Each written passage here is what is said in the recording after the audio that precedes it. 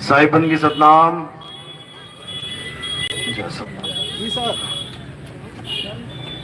सिर गरम बाटे पड़े। तो आज परमपिता परमात्मा की दया से महाराजगंज में मूल ज्ञान का प्रचार होने जा रहा है। बहुत बड़े भाग होते हैं उन जीवों के जो अपने पूरे जीवन काल में एक बार भी मूल ज्ञान को सुन पाते हैं, और उससे भी बड़े भाग होते हैं उन जीवों के सबके आया हुआ है। तो आज इसी आत्मज्ञान को अच्छे से खुलासा करेंगे ताकि आपका ये अनमोल जन्म सफल हो सके, बर्बाद ना हो जाए कहीं। इस दुनिया में तुम क्यों आए हो, और अगर आए भी हो तो इंसान बन के ही क्यों आए हो, इस भेद को अच्छे से समझना है। आज आता तो गधा भी है इस दुनिया में, जैसे तुम आए हो वैसे गधा भी आया है। तुम भी खा पी के बच्चे पैदा करके चले जाओगे, गधा भी खा पी के बच्चे पैदा करके चला जाएगा। तुम में और गधे में फर्क क्या है फिर? आज ये समझना है। तुमसे ज्यादा काम करके जाता है गधा इस दुनिया से। कई लोग कहते हैं वर्क इज वर्शिप, कर्म ही पूजा है। तो कर्म पूजा है तो गधा तुमसे ज्यादा पूजा करके गया है, तुमसे ज्यादा बोझा ढोके गया है। उसकी तो सबसे पहले मुक्ति होनी चाहिए। तो ये बातें वो लोग करते हैं जिनको अपना जीने का मकसद ही नहीं पता है, वो बातें करते हैं ये लोग। मकान बना लो, दुकान बना लो, बड़े बड़े ठेके ले लो, नोट कमा लो, बैंक बैलेंस बढ़ा लो, परिवार बढ़ा लो, बच्चे पैदा कर लो, पोते पड़पोते, बस यही जीवन है। मर जाओ, ये जीवन नहीं है भाई। आज आपको समझाया जाएगा कि इस जीवन का उद्देश्य क्या है। तो सत्संग शुरू करने से पहले परमात्मा के नाम पे जयकारा लगाएंगे। बोलिए परमपिता परमात्मा की, सतगुरु बंदी छोड़ कबीर साहेब की, सभी संतों की, सभी भक्तों की, आज के आनंद की, गांव नगर बस्ती की, सत्संग कराने वालों की, सकल हंस को बंदगी साहेब बंदगी सतनाम। तो कबीर साहब समझाते हैं कि 1,84 भटक के और पौ पे अटके आए, और अब की पासा ना पड़ा तो फिर 84 जाए। कहां से आए हम लोग? 84 भुगत के आए हैं, 84 में धक्के खा के आए हैं। कुत्ता, बिल्ली, हाथी, घोड़ा, चींटी, कॉकरोच, मगरमच्छ, सांप, बिच्छू, घड़ियाल, चीता, शेर, ये सब बन बन के, मर मर के, तब जाके ये एक बार के लिए इंसान जन्म मिला है। एक बार। जानवर, कीट पतंगे कितनी बार बने? 84 लाख बार। और इंसान कितनी बार? एक बार। सोचो, एक मौका मिला है केवल इस 84 के बंधन को तोड़ने का। अगर ये मौका चूक गए, कहते हैं अब की पासा चूक गए, तो फिर 84 जाए। अगर ये जन्म तुम्हारा बर्बाद हो गया तो कोई पूछने वाला नहीं है 84 में, याद रखना। कोई नहीं पूछेगा। आज तुम्हें कोई झापड़ मार दे, 10 लोग तुम्हारे पक्ष में खड़े हो जाएंगे, कैसे हाथ लगाया हमारे लड़के को, कहो एफआईआर करवा दें। लेकिन जब शेर के आगे हिरन दबोचा जाएगा, साथ में परिवार वाले खड़े होंगे, हिरन के माँ बाप, हिरन के बच्चे, बीवी, एक भी नहीं आएगा आगे। समझ लेना, एक भी बचाने नहीं आएगा। ये इंसान चोले की महानता है कि सब तुम्हारे साथ खड़े हैं। ठंड लगी तो स्वेटर पहन लिया, गर्मी लगी तो एसी चला लिया, पंखा चला लिया, हर चीज की सहूलत है। प्यास लगी, टूटी घुमाई, पानी पी लिया। कहीं जाना है, गाड़ी स्टार्ट करी, चले गए। एक बार हिरन बन गए ना और प्यास लगी तो जाना पड़ेगा नदी पे, तालाब पे, और वहां कौन इंतजार कर रहा है? मगरमच्छ इंतजार कर रहा है। आ बेटा पानी पी तो सही। एक घूंट की कीमत तब समझ में आएगी कि अपनी जान की बाजी लगानी पड़ेगी। अभी तो कितना ही पानी कहां कहां बर्बाद कर देते हैं, कोई हिसाब ही नहीं है। फिर एक एक घूंट का हिसाब होगा पानी का, और कोई पूछने वाला नहीं, कोई बचाने वाला नहीं। जंगल राज तो ज्यादा दूर नहीं है वो, बस कुछ ही साल बचे हैं वहां पहुंचने के लिए। एवरेज 60-65 साल है हमारे देश में लोगों की, 60-65 साल में निकल जाते हैं। कोई बिरला ही है जो 70-80 पहुंच रहा है, 90 पहुंच रहा है। तो समझ लो कि 65 साल भी अगर लगा लेते हैं तो जो 55-60 वाले हैं, गिनती के दिन है उनके पास। कैलेंडर उल्टा कर रहे हैं अपना, आगे बढ़ने की जरूरत नहीं है। अब घट रहे हो तुम, निकलने वाले हो यहां से। लेकिन निकलने से पहले पहले एक बार ये विचार जरूर कर लो कि यहां करने के आए थे। अगर वो काम पूरा नहीं हुआ तो बहुत दर्दनाक मौत होने वाली है, चाहे कैसे भी मरना पड़े, हालत खराब हो जाएगी। तो क्या करना है, क्या करने आए थे? यहां पे आए थे हम उस मालिक को पाने के लिए, परमात्मा को पाने के लिए। यहां पे आए थे जन्म मरण का बंधन तोड़ के सदा सदा के लिए मुक्त होने के लिए 84 काट के आए थे। लेकिन जैसे ही यहां पे आए, माया ने भरमा दिया। जैसे इंसानी चोले में आए, माया ने ऐसा जाल बुन दिया कि ये जाल कटने का नाम ही नहीं ले रहा है। कौन सा जाल बुन दिया? मां बाप, भाई बहन, रिश्ते नाते, मकान दुकान, तेरा मेरा, इस जाल में ऐसा उलझ गया जीव कि ये भी भूल गया कि बेटा एक दिन मरना है, और घड़ी का पता भी नहीं है कि कब मरना है। गए थे वहां पे पाप काटने, गए थे ना, नदी सामने थी, डुबकी भी नसीब नहीं हुई। पाप काटने गए थे, किनारे पे पड़ी हुई है लाशें, और महात्मा लोग क्या कह रहे हैं? ये 5 पुण्यकर्मी लोग हैं जो गंगा नदी के किनारे मर गए। इससे अच्छे तो डूब के मर जाते, तब भी समझ में आता कि गंगा में मौत हुई। गंगा के किनारे मरने में कौन सा पुण्यकर्म है भाई? जिसको गंगा का जल भी नसीब नहीं हुआ, उसको तुम कैसे पुण्यकर्मी कह रहे हो? क्योंकि पल्ला झाड़ना है, अब करे तो करे क्या? अब ये तो कह नहीं सकते कि हमारे भगवान में ताकत नहीं है, इतनी लाशें हो गई, इतने लोग मर गए, रोक नहीं पाया भगवान। अगर ऐसा बोल देंगे तो धंधा चौपट, धंधा चौपट हो जाएगा। अगर ये बोल देंगे अब पल्ला झाड़ना है, लोगों को कुछ तो जवाब देना है, तो क्या बोल रहे हैं कि बहुत बड़े भाग हैं इनके जो ये गंगा के किनारे मर गए। अरे बनारस में हर आदमी गंगा के किनारे मर रहा है, चोर भी मर रहा है, ठग भी मर रहा है, पापी भी मर रहा है, कामी क्रोधी भी मर रहा है। तो जो गंगा के किनारे मर जाएगा उसको मोक्ष हो जाएगा। तो प्रभु भक्ति किस चिड़िया का नाम है?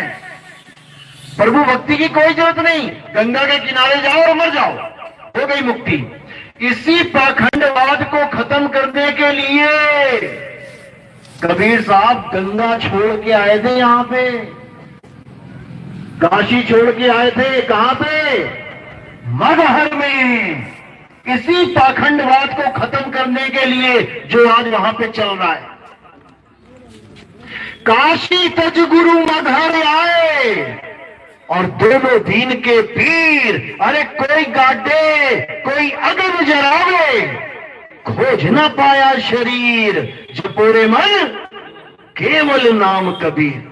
हिंदू भी चेले थे, मुसलमान भी चेले थे, राजा बघेल, बिजली खान पठान, दोनों चेले थे।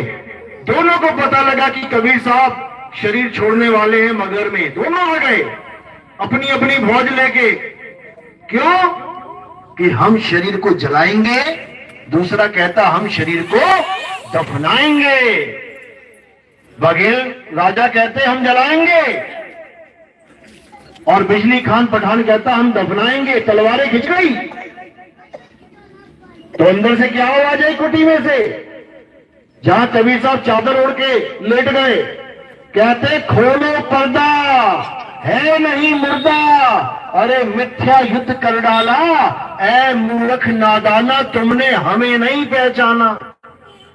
वहां कबीर साहब की लाश नहीं मिली, पता है ना? किस किस को पता है ये बात? जब कबीर साहब गए यहां से, उनकी लाश नहीं मिली। किसको पता है?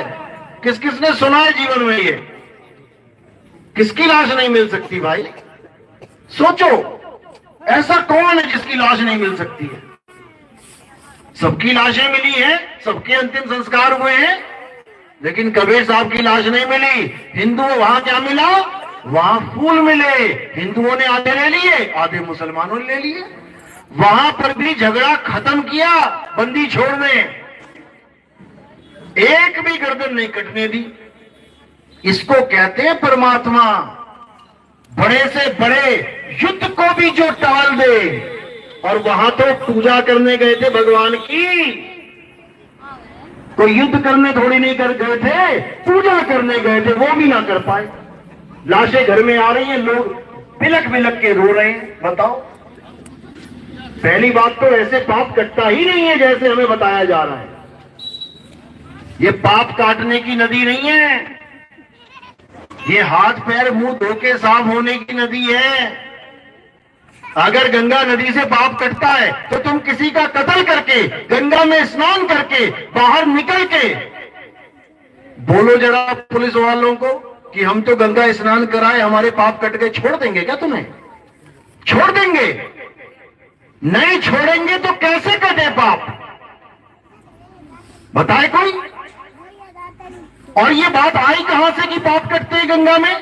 तुम्हें पता है इसके बारे में कि ये बात आई कहां से है कि गंगा में पाप कटते हैं? किसके कटे पता है? 8 वसु थे। 8 वसु में से एक वसु बहुत शातिर था, नीच प्रवृत्ति का था। उसने क्या किया? एक ऋषि की गाय चुरा ली। चोर था वो, चोर। और एक ऋषि की जो गाय चुराई, वो भी अकेले नहीं, बाकी 7 को भी भ्रमित कर दिया उसने। अरे कुछ नहीं होता, नहीं पता लगेगा ऋषि को, आओ मिलके चोरी करें। ले गए गाय चोरी करके। अब क्या हुआ? अब ऋषि से पंगा लोगे तो यही होगा। उसने दिव्य दृष्टि खोली, आ गया चेहरा सामने 8 का। अब 8 को श्राप दे रहा है कि तुमने ये नीच हरकत की है, अब धरती पर जाओ और महादुख भोगो। अब गए सब गिड़गिड़ाते हुए, आए लाइन पे सारे, महाराज बख्श दो, बख्श दो। बहुत गिड़गिड़ाए। तब उन्होंने क्या बोला? ठीक है, मुझे पता है कि तुम 7 का दोष नहीं है, लेकिन ये जो 8वां है, जिसने तुम्हारे दिमाग में ये कचरा भरा है, इसको महादुख भोगना पड़ेगा। और तुम्हारे दुख कैसे कटेंगे? श्राप कैसे कटेगा? जाना तो पड़ेगा तुम्हें। तुम्हारा पाप कैसे कटेगा? गंगा नदी में डूब के मरने पर, डूब के मरना पड़ेगा पाप काटने हैं तो गंगा नदी जब धरती पे आई, उसकी शादी हुई, और जब 7 बच्चे हो गए तो उसने एक एक बच्चे को गंगा नदी में डुबा दिया। और वचन क्या लिया पति से कि शादी तो मैं कर रही हूं तेरे साथ, लेकिन मेरी कोई भी क्रिया पे तू उंगली नहीं उठाएगा, पूछेगा नहीं सवाल कि ये तुम क्यों कर रही हो। और उसने भी 7 बार में नहीं पूछा। और उसने कहा अगर तुमने पूछ लिया तो मैं तुम्हें छोड़ के चली जाऊंगी। तो 7 बार तक राजा के बच्चे होते रहे, सबको मार दिया गंगा ने डुबो डुबो के। ऐसे काटे पाप। कौन कौन कटवाना चाहता है? हाथ खड़े करो, हाथ खड़े करो। कौन कटवाना चाहता है पाप? हाँ, वहीं जाना, पूरा कट के आएगा पाप। समझ लो, भ्रम में रहना मत। गंगा नदी अगर पाप काट सकती होती, मुक्ति देती, तो सारे मगरमच्छ, मछलियां, मेंढक सारा दिन गंगा में रहते हैं, सारा दिन गंगा में रहते हैं। उनकी तो मुक्ति हो जानी चाहिए थी। इंसानी जन्म की कोई मानता ही नहीं है, वो खत्म हो गया खेल। तो 8वां जब बच्चा गंगा नदी डुबोने गई अपने अंदर, तो राजा से रहान आ गया। कहता है, ये क्या कर रही हो? मेरे 7 बच्चे मार दिए तूने, अरे अब 8वां भी मारेगी क्या? तो उसने क्या किया? उसने पकड़ाया बच्चा, ये ले पकड़, और मैं चली। अब जो बच्चा बच गया डूबने से, अब समझ लो कि अब उसके पाप नहीं कटे। अब तो भुगत भुगत के भुगतान करना पड़ेगा, समझ लो। और ऐसा दुखदायी जीवन मिला उसे कि हालत खराब हो गई उसकी। कौन था वो? कौन था? भीष्म पितामह, गंगा पुत्र भीष्म पितामह। अरे अपने बच्चे के पाप ना काट पाई, तुम्हारे काटेगी। तुम क्या रिश्तेदार लगते हो उसके? क्या लगते हो भैया? क्या लगती है गंगा आपकी? क्या लगती है? मामी, मौसी, चाची? तो लग भैया, दूर लग। कोई जानता है तो आ जा पहले। तो जब छोटी मोटी जानकारी हो, रिश्ता हो, तब काम बन रहा है, तो ये तो मुक्ति की बात है, मुक्ति की बात है। अपने सगे लड़के को पाप नहीं काट पा रही है, तो तुम्हारे क्या काटेगी? तो कबीर साहब ने इसीलिए इस पाखंडवाद का भरपूर विरोध किया। इसीलिए लोग कबीर साहब को पसंद नहीं करते हैं। उनके दोहे लिख लेंगे, जहां पर उनका काम बनता है, जहां पैसा चाहिए ना, वहां बड़े बड़े गल्लों पे लिखवा देंगे, चिड़िया चोंच भर ले गई और नदी ना भगट गए नीर, और दान दिए धन ना घटे, कह गए संत कबीर। हर मंदिर के गल्ले में मिल जाएगा कहीं ना कहीं लिखा हुआ।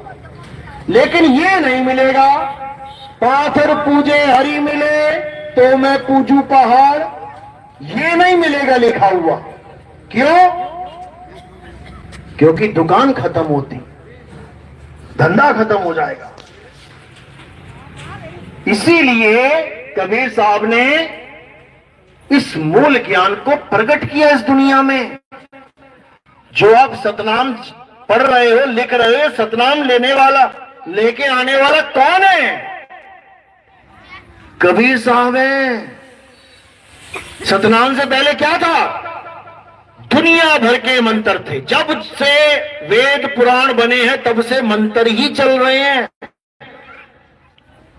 और सबसे बड़ा मंत्र ओम को रखा गया कि ये महामंत्र है। छोटे से छोटा मंत्र जपना है, उसके आगे भी ओम लगाना पड़ेगा। तो इन्हीं मंत्रों का सहारा लेके ये जीव मुक्ति चाहता था, लेकिन मुक्त नहीं हो पा रहा था। तो कबीर साहब इस संसार में सतनाम को लेके आए। सतनाम। अब सतनाम क्या है? सतनाम कोई मंत्र नहीं है कि तुम्हारे गुरुजी ने दे दिया, सतनाम जपो बेटा, सतनाम परमात्मा का नाम है, सतनाम सतनाम सतनाम, या किसी और के साथ फिट कर दिया, जप लो बेटा ज्योत निरंजन ओंकार निरंकार सोहम सतनाम सतनाम। ये नहीं है वो सतनाम। ये बोलने लिखने पढ़ने वाला नहीं है वो सतनाम। सतनाम क्या है? सत्य नाम कोई नाम नहीं, ये है आपन रूप, और जो जाने इस भेद को पावे आप स्वरूप। जो इस भेद को जान लेता है कि आखिर सतनाम है क्या, वो अपने स्वरूप को जान लेता है। वो समझ जाता है कि मैं ये काया माया नहीं हूं, मैं ये पंच भौतिक शरीर नहीं हूं। ये पंच भौतिक शरीर तो एक दिन इसको मैं छोड़ दूंगा। तो जो इस शरीर को छोड़ेगा वो कौन है? जिस दिन उसके बारे में पता लग गया, समझ जाना कि अब तुम्हारा जीवन सफल हो सकता है। और उसका क्या नाम है?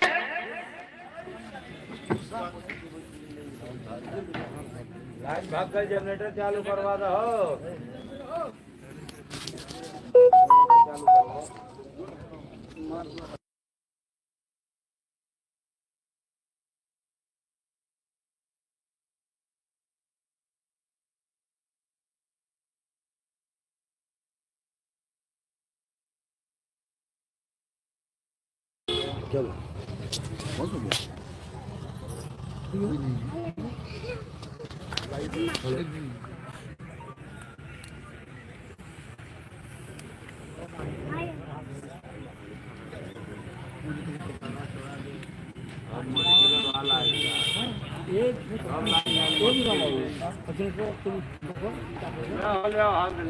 बोला ठीक है, सब गर्म हो जाएगा। छोड़ दिया जाए तरवा नीचे दबाइल बा।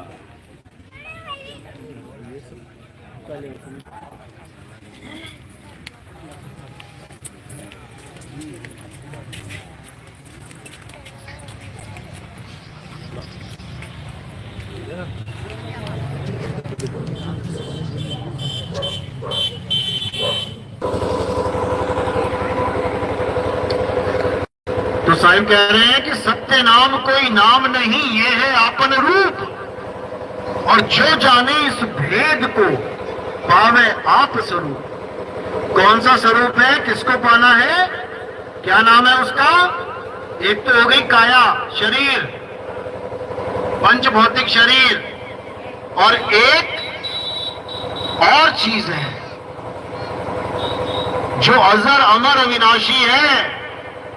शरीर का तो जन्म होता है, लेकिन उसका ना जन्म होता है ना मरण होता है। क्या नाम है उसका? उसका नाम है आत्मा। आत्मा का नाम सुना है? किस किसने सुना? हाथ खड़े करो। आत्मा का नाम सुना हो जिसने? आत्मा का नाम ही नहीं सुना आज तक? अरे हाथ तो खड़े कर दो। इतना आलस भी क्या ठीक है क्या? आत्मा का नाम सबने सुना है, नहीं भी हाथ खड़ा किया तब भी सुना है।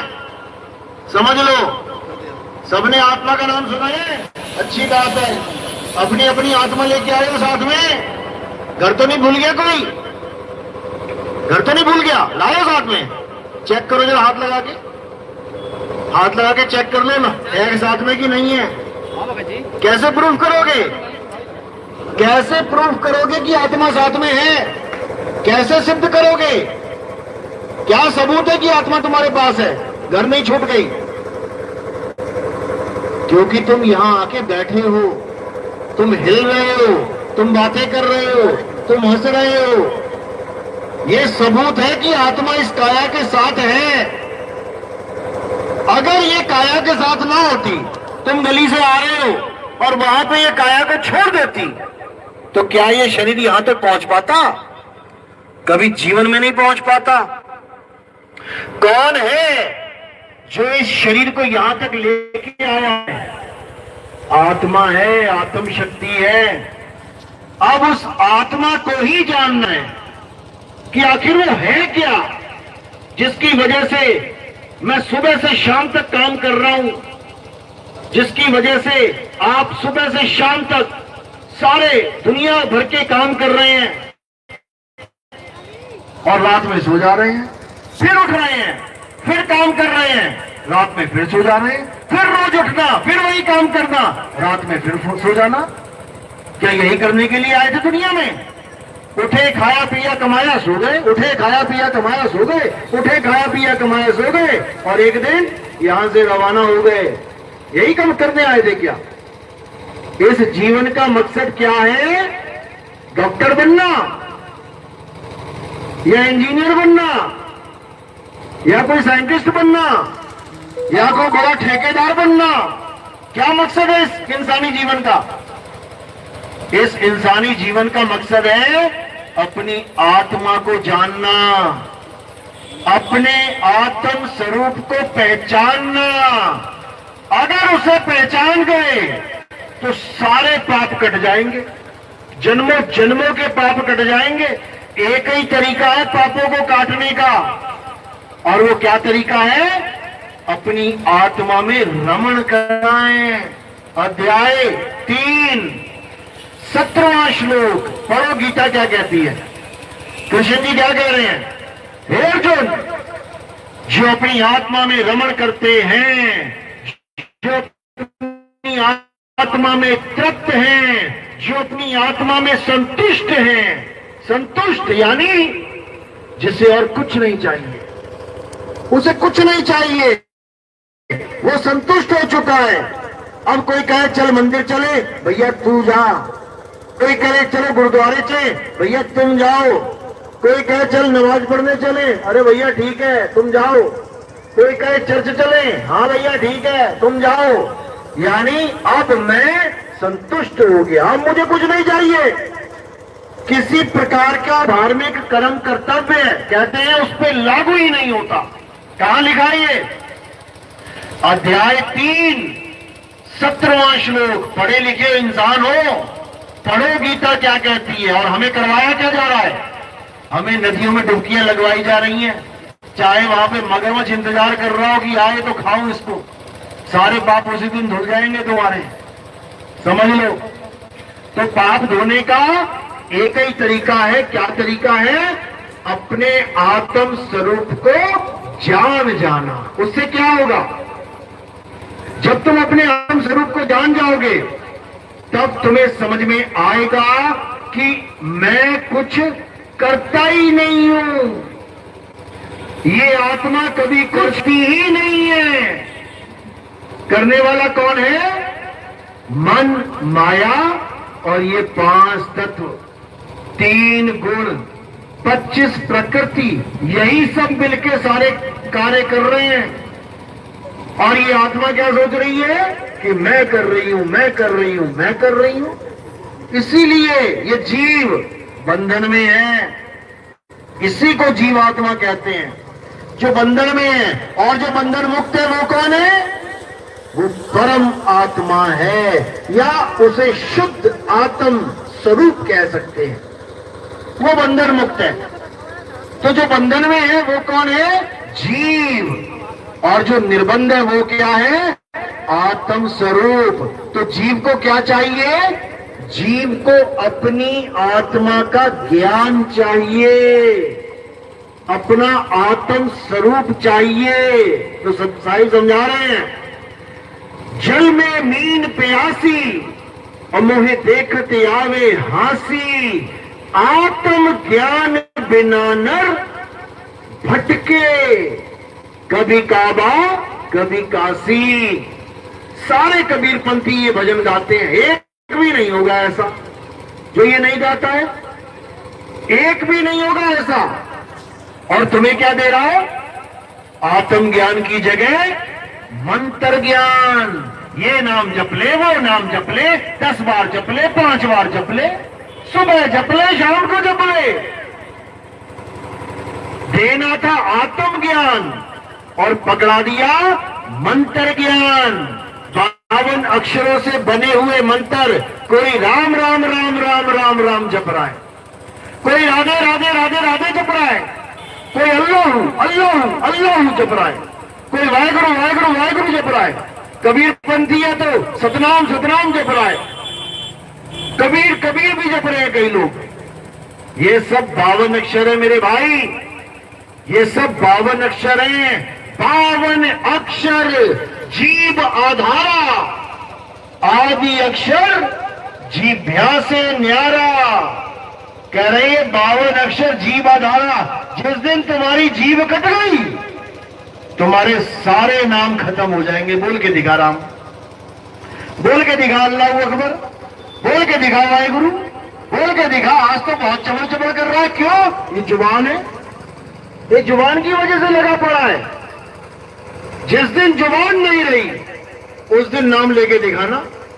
तो साहिब समझा रहे हैं, अरे होठ कंठ लागे नहीं और जीव्या नहीं उच्चार, गुप्त वस्तु जो लखे सो निज हंस हमार।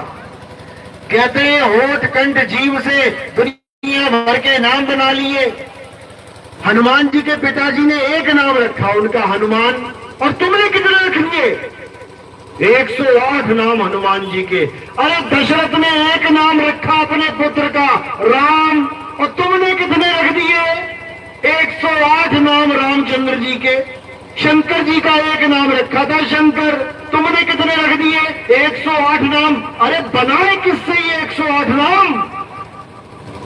इन्हीं 52 अक्षरों से। ये सारे नाम किससे बनते हैं? इन 52 अक्षरों से। अगर ये 52 अक्षर हटा दिए जाएं, सारे भगवानों के नाम खत्म हो जाएंगे, सारी जात पात के नाम खत्म हो जाएंगे, तुम्हारे हमारे नाम खत्म हो जाएंगे, दुनिया में दिखने वाली हर वस्तु का नाम खत्म हो जाएगा, वो नाम रहेगा ही नहीं। क्यों? ये सब 52 अक्षरों से बना रखे हैं। ये जितने मकान दुकान तुम्हें दिख रहा है किससे बनाए हैं? ईंटों से। अगर ईंट खत्म कर दी जाए, पूरी दुनिया में तुम्हें ईंट ही ना मिले, तो ये मकान बनेंगे क्या? नहीं बनेंगे, क्योंकि सारे मकान की इकाई ईंट है। तो इकाई के ऊपर इकाई रख के, इकाई के ऊपर इकाई, ईंट के ऊपर ईंट रख के देखो कैसे महल बना लिए। इसी प्रकार ये का खा गा चा छा जा टा ठा गा आ ई ये ईंटें हैं, ये 52 ईंटें हैं। इन्हीं 52 ईंटों से सारे वेद, सारे पुराण, सारी गीता, सारा भागवत, सारे कुरान, सारे गुरु ग्रंथ साहब, सारी बाइबल, ये सारे ग्रंथ इन्हीं अक्षरों से बने हैं। अगर ये अक्षर हटा दिए जाएं, तो इस दुनिया में एक भी ग्रंथ नहीं है, फिर एक भी ग्रंथ नहीं बचेगा इस दुनिया में, अगर सारे अक्षरों को हटा दिया जाए। लेकिन फिर भी कोई बचेगा। वो कौन है? आत्मा। आत्मा बचेगी, जिस आत्मा की महिमा ग्रंथों में गाई जा रही है। हे अर्जुन, ये आत्मा अजन्मा है, नित्य है, शाश्वत है, पुरातन है। ये आत्मा ही सत्य सनातन है। ये पत्थर सनातन नहीं है भाई, ये देवी देवता सनातन नहीं है। सनातन का क्या मतलब होता है? जिसका आदि और अंत कोई जान ही ना सके, यानी जिसकी ना तो कोई डेट ऑफ बर्थ बता सके और ना ही एक्सपायरी डेट बता सके, उसे सनातन कहते हैं। तभी बोला जाता है अरे मुसलमान धर्म 1400 साल पहले आया था, ये सिखों का धर्म ये 300 साढ़े 300 साल पहले आया, ये महात्मा बुद्ध का ये 3000 साल पहले आया, ये जैन का ये कुछ साल पहले आया। सबका पता है, लेकिन सनातन धर्म की कोई गिनती नहीं बता सकता। तो सनातन क्या है? गीता में डेफिनेशन लिखी है, लेकिन ये लोग हमें बताते नहीं है। क्यों नहीं बताते?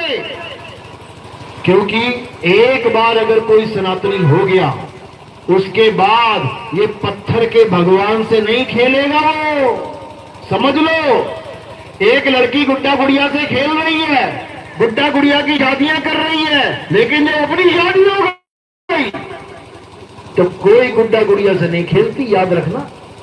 तो सनातनी कौन है?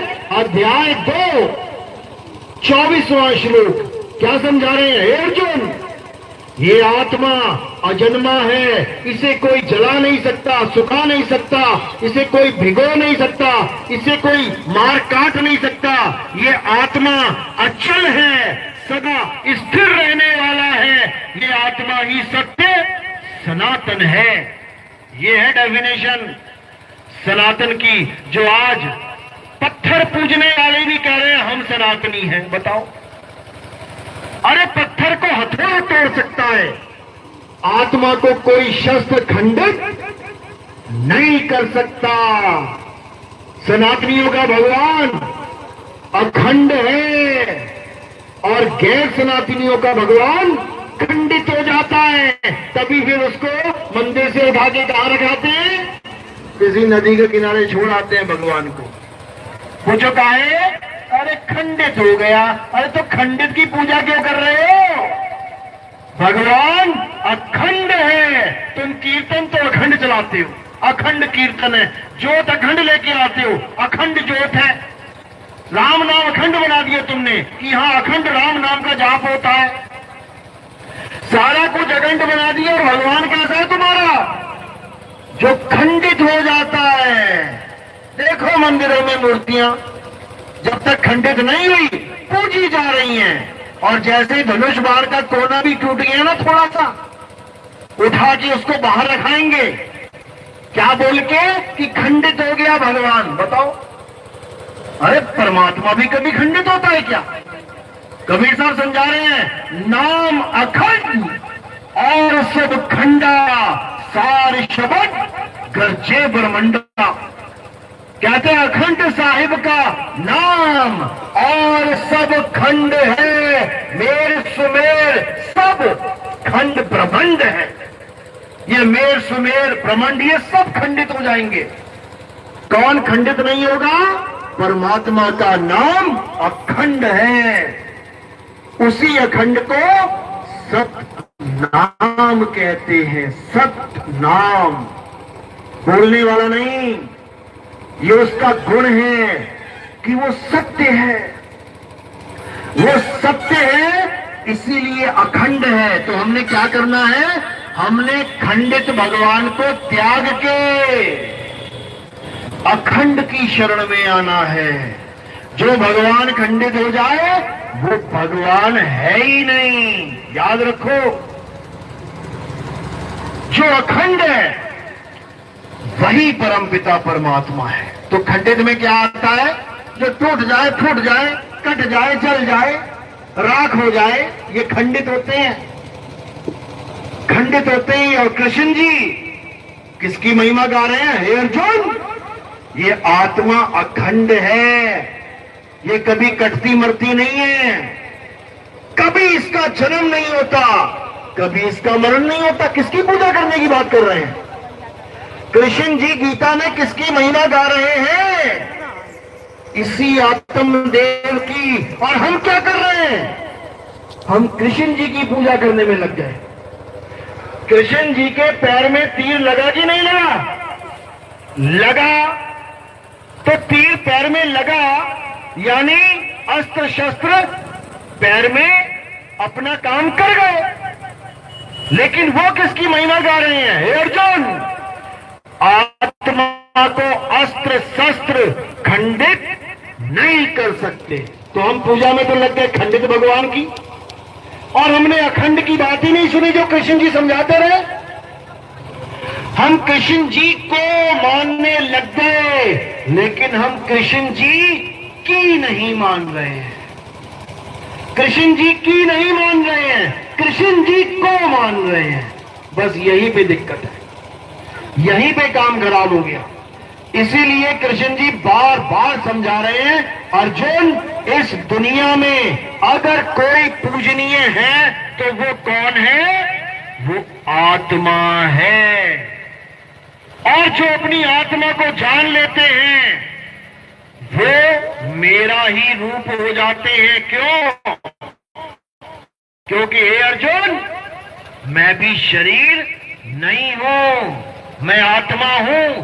जो लोग मुझे शरीर करके मानते हैं, यानी कृष्ण जी को आदमी मानते हैं, कहते हैं वो मुझे कभी जान ही नहीं सकते कि आखिर मैं हूं क्या। जो मुझे आदमी इंसान करके मानते हैं कि कृष्ण जी कौन है? ये 2 आंख, 2 कान, 2 हाथ, 2 पैर, ये बना दिया कृष्ण जी। ये कृष्ण जी नहीं है, ये कृष्ण जी का शरीर है, कृष्ण जी नहीं है। कृष्ण जी शरीर से न्यारे हैं। क्या है वो? आत्मा है। आत्मा, आत्मा है वो। और बार बार कई शरीर। ये मत सोचो कि कृष्ण जी ने केवल इंसान जन्म ही लिया, पहला अवतार कौन सा था विष्णु जी का? मत्स्य अवतार, मछली का जन्म लिया पहले। यानी तुम्हारे सामने से तालाब में मछली निकल जाएगी, विष्णु जी मछली बन के निकल जाएंगे, तुम पहचान लोगे क्या भगवान है ये? पहचान लोगे? तुम्हारे सामने से कछुआ निकल गया, तुम कभी मानोगे कि भगवान है?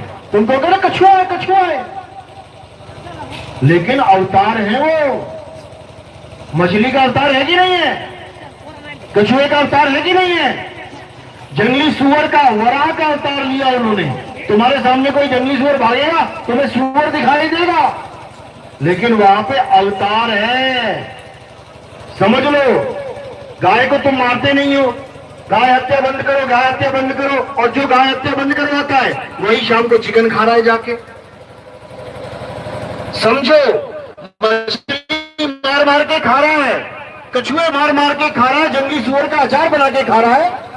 अरे भगवान ने कभी गाय का अवतार तो लिया ही नहीं, वो तुम्हें इतनी प्यारी है। और जो भगवान ने मछली का, कछुए का, जंगली सुअर का अवतार लिया, उसको तुम छोड़ नहीं रहे हो। किसमें ज्यादा पाप लगेगा? अभी कोई बंदर को मारे, लंगूट को कोई मारे, उसकी वीडियो बना के भेज सकते हैं, भाई ये हनुमान जी को मार रहा है, वीडियो वायरल कर दो। तुम्हें बंदर में हनुमान दिख रहा है और तुम्हें कछुए में, मछली में उसी हनुमान का प्रभु नहीं दिख रहा। दिख रहा है तो बताओ। हनुमान जी, विष्णु जी, तो मछली बना। तो यही समझाया जा रहा है कि केवल कृष्ण जी को आदमी मत समझ लेना। कृष्ण जी की हस्ती नहीं है, खत्म खेल। समझ लो, ये राम मंदिर, कृष्ण जी का मंदिर, ये परशुराम जी का मंदिर, ये वामन अवतार मंदिर, ये फलाना अवतार, ये सारे खत्म मंदिर, अगर विष्णु जी अवतार ना ले। समझ लो, यानी ये 10 अवतार किसके हैं? विष्णु जी के हैं। तो विष्णु जी क्या है? कछुआ है, मछली है, जंगली सुअर बने हुए हैं, आधा आदमी आधा जानवर, नरसिंह अवतार है। क्या है वो? इनमें से कुछ भी नहीं है। ना वो मछली है, ना वो कछुआ है, ना वो नरसिंह है, ना वो वामन है, ना वो राम और कृष्ण है। ये अवतार हैं केवल। वो क्या है? वो आत्मा है। विष्णु जी एक आत्मा है। विष्णु का नाम का मतलब क्या होता है? जो सारे विश्व के अणुओं में रमा हुआ है, वही विष्णु है। इन अणुओं में, इस मिट्टी में कौन रमा हुआ है? ये मिट्टी चल रही है, ये काया चल रही है, कौन रमा हुआ है इसमें? वही आत्म राम रमा हुआ है। उसी को जानना है, उसी आत्मा को जानना है। लेकिन हम किसकी पूजा करने में लग गए? मछली की, कछुए की, जंगली सुअर की, आदमी की, औरत की, हम इसकी पूजा करने में लग गए। जबकि विष्णु जी ना आदमी है ना औरत है। अब आधी जनता कहेगी नहीं नहीं वो तो आदमी है। अच्छा, विष्णु जी आदमी है, क्यों? वो आदमी जैसे दिखते हैं। आदमी जैसे दिखते हैं, तुमने मान लिया आदमी। और जब भस्मासुर को मारने आए विष्णु जी तो आदमी जैसे दिख रहे थे। कैसे दिखाई दे रहे थे? नारी के रूप में। तब क्यों नहीं मान रहे कि तुम विष्णु जी नारी हैं? जब राहु देवताओं के बीच में अमृत पीने के लिए बैठ गया तो उसका गला किसने काटा था? उसका गला किसने काटा था? नर ने कि नारी ने? नारी ने, औरत ने। वो कौन था? वो मोहिनी रूप था विष्णु जी का, यानी औरत बने हुए थे।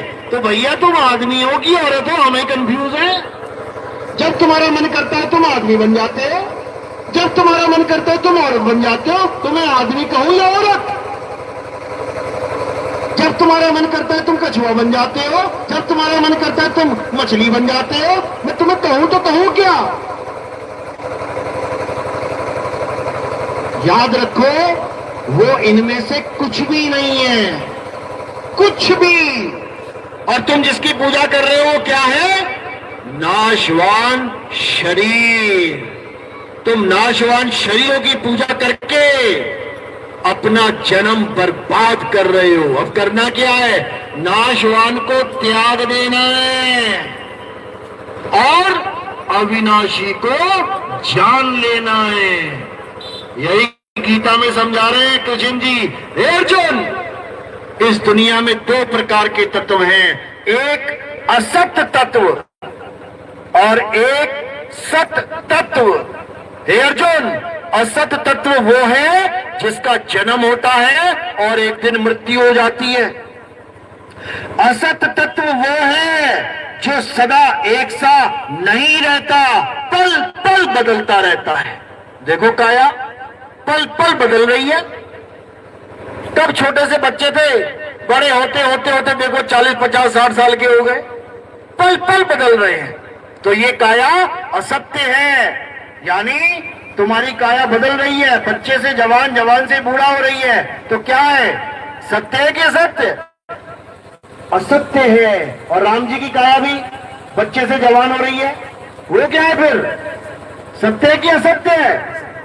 असत्य है। कृष्ण जी की काया बच्चे से जवान हो रही है, बड़ी हो रही है, सत्य है कि असत्य है? असत्य है। सारे गुरुओं की काया बच्चे से जवान, जवान से बूढ़ी हो रही है। तो काया गुरुओं की सत्य है या असत्य है? असत्य है। और तुम क्या कर रहे हो? तुम उसी असत्य काया का ध्यान धर रहे हो। तुम गुरु जी की शक्ल का ध्यान कर रहे हो। असत्य का ध्यान करोगे तो क्या मिलेगा? सत्य मिल जाएगा। असत्य का ध्यान करोगे तो असत्य ही मिलेगा, और सत्य का ध्यान करोगे तो सत्य मिलेगा। और सत्य क्या है? हे अर्जुन, सत्य आत्मा है। सत्य वो है जिसका ना तो कभी जन्म होता है ना कभी अंत होता है, वही है सत्य। और वो सत्य प्राप्त कैसे होगा?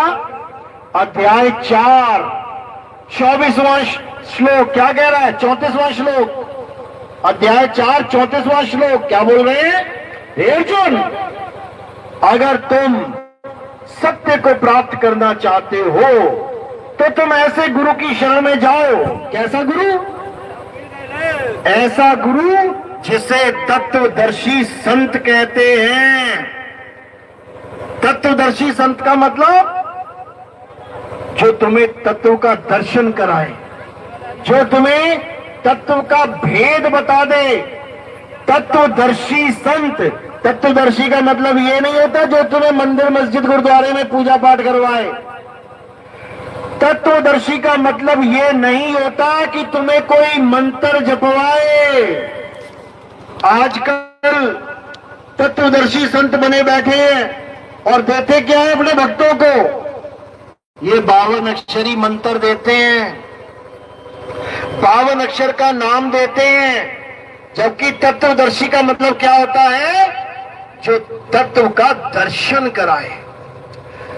दर्शन किस प्रकार के होते हैं? दर्शन 2 प्रकार के होते हैं। एक दर्शन होता है आंखों का, तुमने मुझे देखा, मैंने तुम्हें देखा, हो गया दर्शन मेला। और एक दर्शन होता है सूरत के द्वारा, वही आंखें नहीं देख सकती, वो तुम्हारी ध्यान दृष्टि देखेगी।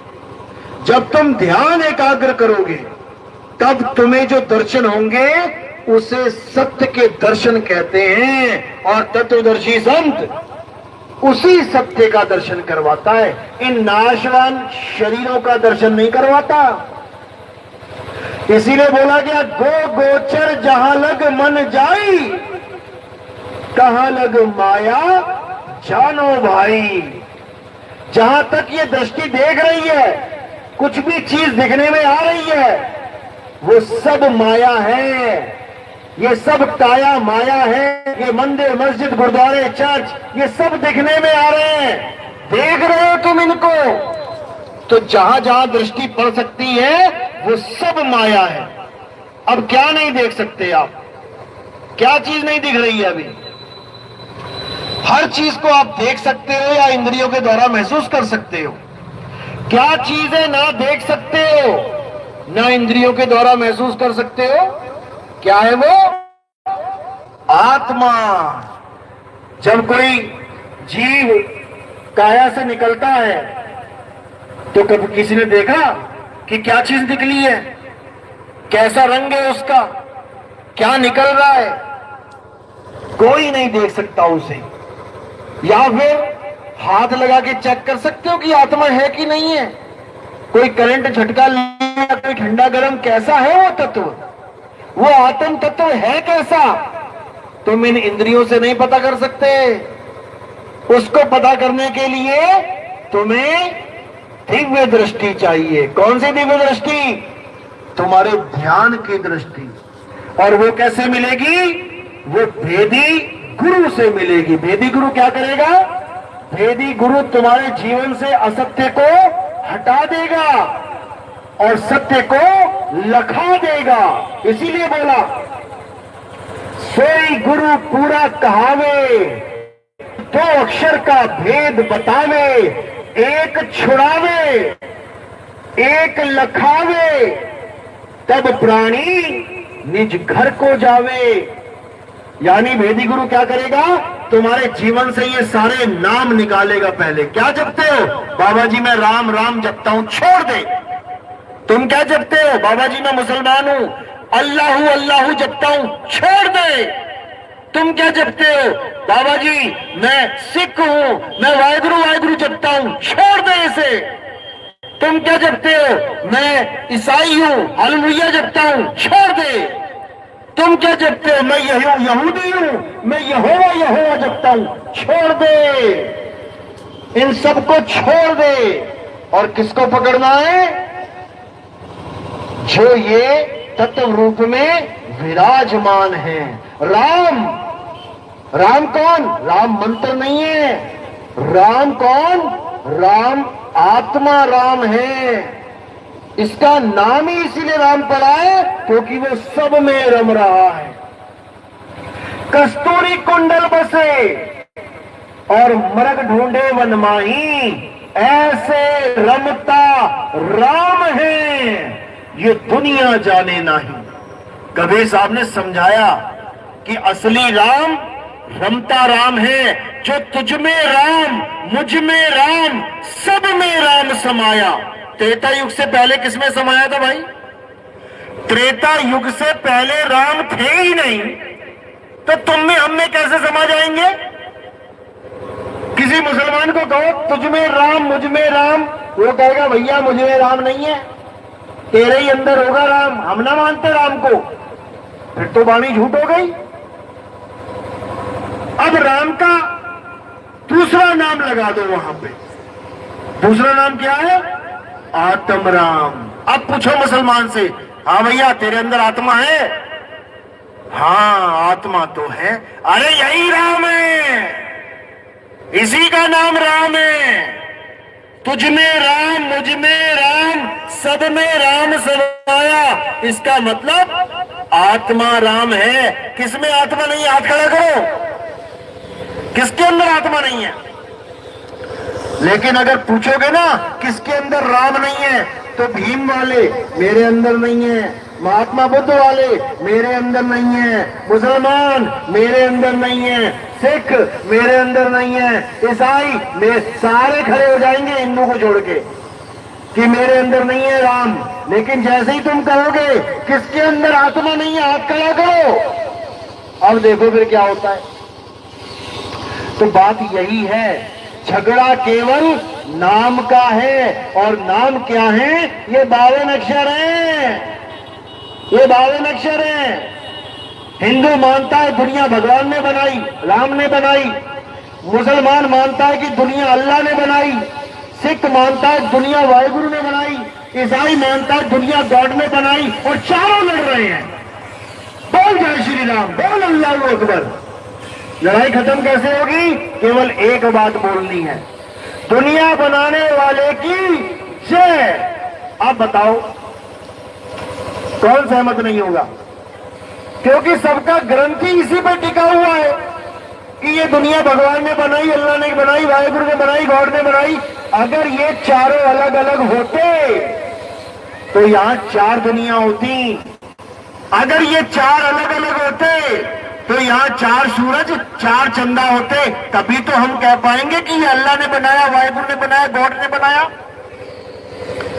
क्योंकि हर ग्रंथ में भगवान ने सूरज ही बनाया है। तो अगर 4 भगवान है तो 4 सूरज होने चाहिए थे। अरे जब सूरज एक है तो यह प्रमाणित होता है कि अल्लाह भी, वाहिगुरु भी, गॉड भी, ईश्वर सब एक ही है। एक के अलग अलग नाम रखे हैं, वरना 3, 4, 5 सूरज होते। समझ लो, अगर 4 लोग अलग अलग हैं तो 4 लोगों का मकान भी अलग अलग होगा गांव में। ये राम सिंह का मकान, ये श्याम सिंह का मकान, ये फलाने का, ये ठिकाने का मकान। समझ में आता है कि 4 नाम है तो 4 हस्तियां भी हैं, लेकिन वहां पे 1000 नाम है, लाख नाम है, करोड़ नाम है, लेकिन हस्ती एक है। उस एक हस्ती को जानना है। ये नाम तो पीछे पीछे घूमेंगे तुम्हारे। इसीलिए कबीर साहब ने कहा, अरे माला फेरू ना हरि भजू और मुख से कहूं ना राम। अरे मेरा हरि मुझे भजे और मैं पाऊं विश्राम। कहते ऐसा गुरु ढूंढ जो ना तो माला फिरवाए, माला फेरू ना हरि भजू, ना तुम्हारी आंखें बंद करके ध्यान करवाए, मुख से कहूं ना राम, ना कोई मंत्र दे जपने के लिए, छुड़वा दे। अब ऐसा नाम दे कि मेरा हरि मुझे भजे और मैं पाऊं विश्राम। ऐसा नाम मिलेगा कि तुम्हारा हरि तुम्हें भजेगा। समझ लो इस बात को। जैसे लोहा और चुंबक, लोहा चुंबक को खींचेगा या चुंबक लोहे को खींचेगी? चुंबक खींचेगी लोहे को। तो चुंबक काम कर रही है, लोहा क्या कर रहा है? लोहा आराम कर रहा है। यानी चुंबक काम कर रही है, काम पे लगा दिया चुंबक को, और लोहा आराम कर रहा है। मेरा हरि मुझे भजे, यानी चुंबक मुझे खींचेगी अपने आप और मैं क्या करूंगा? मैं पाऊं विश्राम। बस इतना सा काम है, लेकिन इतना सा काम समझ में नहीं आ रहा है तो लगे हुए जपने में राम राम राम राम सारी उम्र, राम राम राम राम, राधे राधे राधे सारी उम्र। फिर निरंजन ओंकार निरंकार सोहम सतनाम, दुनिया भर के नाम, ओम कलियम हरियम शरियम सोहम सत्यम फलाना, जो मुंह में आ रहा है, जैसा गुरु मिल रहा है, बस नामों के पीछे पड़ गए। यही नाम काल का असली जाल है। तो साहिब कह रहे हैं, एक नाम को जान के अरे दूजा दे बहा, और चंचल से निश्चल भया और नहीं आवे नहीं जा। यानी एक नाम को जान के, कौन से नाम को जानना है? सतनाम को जानना है। दूजा दे बहा, कौन से नाम को बहाना है? असत्य नाम को बहाना है। सत्य नाम और असत्य नाम में क्या फर्क है? सत्य नाम बोलने लिखने पढ़ने में नहीं आता। सत्य नाम तुम्हारा आत्म स्वरूप है, और असत्य नाम ये झूठे नाम हैं। झूठे नाम क्यों बोला? झूठा नाम इसलिए बोला, जैसे आप खाना खाते हैं, रोटी तोड़ी, अब रोटी तोड़ी दाल में लगाई, अब वो क्या झूठी है? नहीं है। कोई भी रोटी तोड़ के दाल में लगा के कोई तुम्हें खिलाएगा, तुम आराम से खा लोगे। लेकिन उसने खा ली, आधा हिस्सा तोड़ लिया, अब क्या हो गई? वो झूठी हो गई। क्यों झूठी हो गई? क्या लगा उसमें? क्या लगा?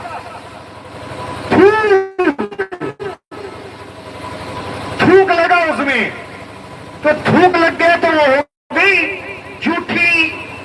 यानी तब तक वो सही थी, सच्ची थी, जब तक थूक नहीं लगा, यानी जब तक मुख नहीं लगा। तो इसी प्रकार रोटी हो गई झूठी, क्यों? क्योंकि मुख से निकल के आ गई। इसी प्रकार नाम हो गए झूठे, क्यों? क्योंकि मुख से निकल रहे हैं, ये थूक से लग लग के निकल रहे हैं।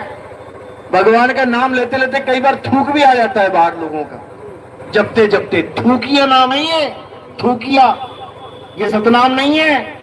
सतनाम में होठ कंठ लागे नहीं और जीप्या नहीं उच्चार। यहां पर जीभ का, होठ का कोई काम ही नहीं है, कोई मतलब ही नहीं है। इसी को अच्छे से समझना है। शब्द शब्द सब कोई कहे, सारे गुरु कह रहे हैं हमसे शब्द ले लो, हमसे शब्द ले लो, हम तुम्हारी मुक्ति कर देंगे। और साहिब क्या कह रहे हैं? शब्द शब्द सब कोई कहे, वह तो शब्द विदे जीपा पे आवे नहीं, निरख परख कर ले। कहते जीभ नहीं लगनी चाहिए। जिस नाम में जीभ लग गई वो नाम झूठा हो गया, वो कल्याण नहीं कर पाएगा, समझ लो। तो अब क्या करना है? अब सुच्चा नाम, सुच्चा क्या होता है? सच्चा। अब सच्चे नाम को जानना है, सतनाम को जानना है, जपना नहीं है। कह रहे सतगुरु सोई सतनाम बतावे और बाकी गुरु कोई काम ना आवे। सतगुरु वो है जो तुम्हें सतनाम की पूरी जानकारी दे दे, जपवाए नहीं। ये तंत्र मंत्र मत समझ लेना सतनाम को। सतनाम तुम्हारा अपना आत्म स्वरूप है, उसको जानो। तो यही सतनाम देने के लिए कबीर साहब चारों युगों में आते हैं। सतयुग में सतसुकृत, त्रेता में मुनिंदर, द्वापर में करुणामय और कलयुग में कबीर नाम से आते हैं। तो काशी में जब 600 साल पहले कबीर साहब आए, उन्होंने ये ज्ञान 64 लाख शिष्यों को दिया, 64 लाख शिष्यों को। तो रविदास जी महाराज कहते, गुरुजी इस बार तो बहुत लोग पार होंगे, 64 लाख जीव पार होंगे, ये तो आपके पक्के शिष्य हैं। तो कबीर साहब हंसे, बोले तुम्हें लगता है ये पक्के शिष्य हैं? तुम्हें लगता है ये सच्चे चेले हैं? कहते क्या बात कर रहे हो, सच्चे चेले नहीं है क्या? कहते अभी देख लेते हैं। तो क्या किया उन्होंने? वो और रविदास जी, कबीर साहब और रविदास जी बनारस की गलियों में एक वैश्या के साथ बोतल में गंगा जल लेके, यानी दारू की तरह दिखाई दे बोतल, और निकल पड़े सड़क पे। अब जैसे ही सड़क पे निकले तो क्या हुआ? सब देख रहे, अरे बाबा बाबा, हमें क्या कहता है और खुद क्या करता है, हमें कैसा पाठ पढ़ाता है और खुद क्या पढ़ रहा है। पूरे शहर में सब शिष्यों में आग की तरह ये खबर फैल गई, आग की तरह। 64 लाख में से कितने पास हुए पता है? 64 लाख में कितने शिष्य बचे? 2 बचे, 2। और वो 2 क्यों बचे? क्योंकि वो उस वक्त वहां थे ही नहीं, उन्होंने देखा ही नहीं, बस सुना। लोगों ने बताया कबीर तो ऐसे ऐसे कर रहा था, उन्होंने सुना, सुन के छोड़ दिया। ऐसा हो ही नहीं सकता, हमारे गुरु जी ऐसा करे, हो ही नहीं सकता। लेकिन कबीर साहब तो कर रहे हैं, कबीर साहब तो बैठे हैं वेश्या के साथ चंडाल चौकी पे। चंडाल चौकी एक जगह का नाम है, गरीबदास जी की वाणी में इसका पूरा वृतांत है। वहां पर औरतों को बेचा जाता था, वेश्याएं जैसे बनती हैं तो औरतों को बेचा जाता था। वहां जाके बैठ गए। जब वहां बैठे तो वही 2 अर्जुन सर्जुन गुरुजी के पास आए, कहते गुरुजी हमें पता है कि आप ये सब नहीं कर सकते, जो दिख भी रहा है ना वो भी आप नहीं कर सकते, हम ये मानते हैं, लेकिन ये जगह आपके बैठने के काबिल नहीं है। तो गुरुजी क्या कहते हैं, अच्छा अब चेला गुरु को बताएगा कि क्या करना है और क्या नहीं करना, क्या सही है और क्या गलत है। वहां पर वो दो भी फेल हो गए, वो दो भी फेल हो गए, एक भी पास नहीं हुआ 64 लाख चेलों में से। अब लगे गिड़गिड़ाने की, गुरुजी गलती हो गई माफ कर दो। कहते अब गलती हो गई तो सजा भी मिलेगी। क्या सजा दी पता है? कहते अब यहां तुम्हें मुक्ति नहीं मिलेगी, अब एक संत आएगा जो तुम्हें नाम दीक्षा देगा, तब तक तुम मरोगे नहीं।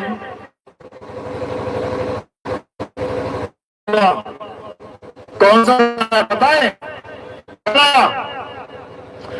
गरीबदास जी महाराज, गरीबदास जी महाराज ने जाके 250 साल के बाद पैदा हुए। कबीर साहब के 250 भटकेगा संसार में, क्यों? क्योंकि ये आखिरी मौका है निकलने का, ये आखिरी मौका है निकलने का। इस आखिरी मौके को जो चूक गया फिर जन्मों जन्म उठाना पड़ेगा, कोई माई का लाल नहीं जो उसको पार कर दे। तो इसीलिए अब इस मौके को संभालना है, अब इस तत्व ज्ञान को समझना है और अपना जन्म मरण का बंधन तोड़ना है, खत्म कर देना है इसको। ये आखिरी मौका है तुम्हें, ये कलयुग में एक बार मौका मिलता है, याद रखना। जब कबीर साहब आने लगे संसार में तो काल भगवान क्या कहता, कहां जा रहे हो आप? कबीर साहब कहते अपने जीवों को जगाने जा रहा हूं। तूने सबकी हालत खराब कर रखी है, सबको 84 में ठोक रखा है, मैं सबको छुड़ा के लेके जाऊंगा। तो पैर पड़ गया, कहता महाराज ऐसा अन्याय मत करो, बड़ी मुश्किल से तो मैंने जीवों को अटका के रखा है माया में। कबीर साहब कहते ऐसा नहीं हो सकता, हम तो आएंगे। तो काल भगवान ने विनती करके क्या वादा कर लिया, करवा लिया, कहते सतयुग में आना, द्वापर में आना, त्रेता में आना, लेकिन पंथ मत चलाना। हाँ, कलयुग में तुम कितना ही बड़ा पंथ चला लेना, मैं कोई दुविधा नहीं रखूंगा। कबीर साहब कहते मुझे पता है तू बहुत चालाक है, तूने 3 युग तो मुझे दिए, लेकिन इन 3 युगों में तू क्या करेगा मुझे अच्छे से पता है। क्या किया काल भगवान ने पता है?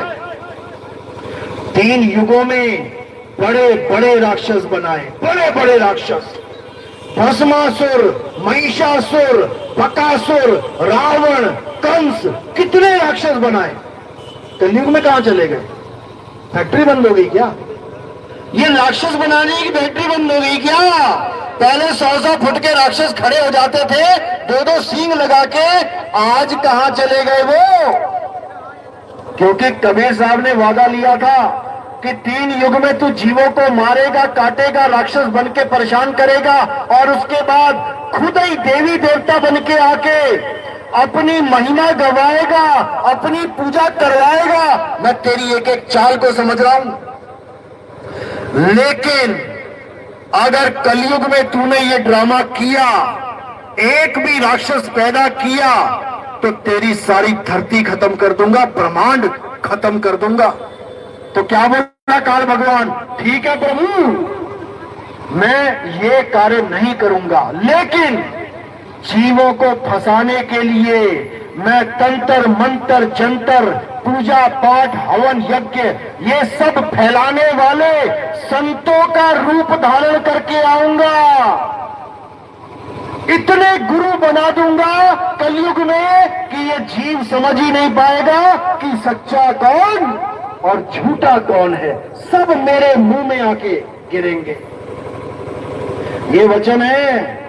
तो कबीर साहब ने क्या कहा? ठीक है, कर लेना, बना लेना जितने गुरु बनाने हैं। तो काल कहता महाराज केवल गुरु नहीं बनाऊंगा, आपका नाम लेके आपका पंथ भी चलाऊंगा, 12 पंथ चलाऊंगा तुम्हारे नाम से। कबीर कबीर कबीर करके कबीर पंथ चलाऊंगा। ये पारक सिद्धांत पंथ, ये फलाना पंथ, ये ठिकाना पंथ, ये सब वही पंथ है। समझ लो, जहां परमात्मा की महिमा नहीं, जीव की महिमा गाई जाती है, जीव को सर्वे सर्वा बताया जाता है। यही काल भगवान के पंथ है।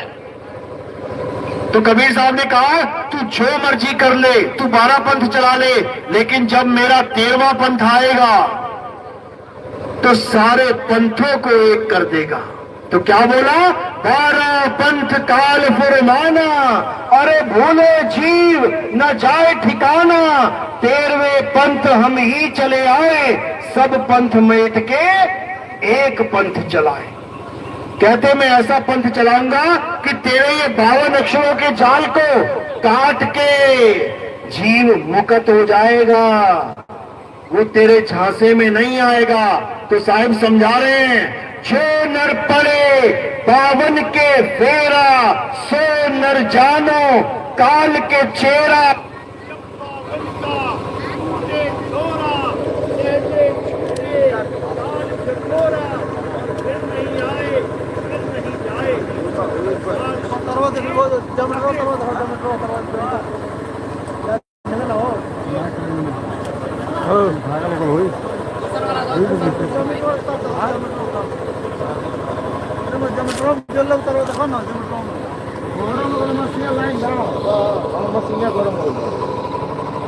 पंखा नहीं मैंने लगा दी क्या?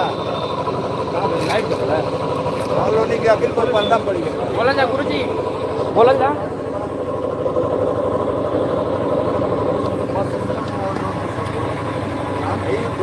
पंखा लगेगा हमेशा ठंडा।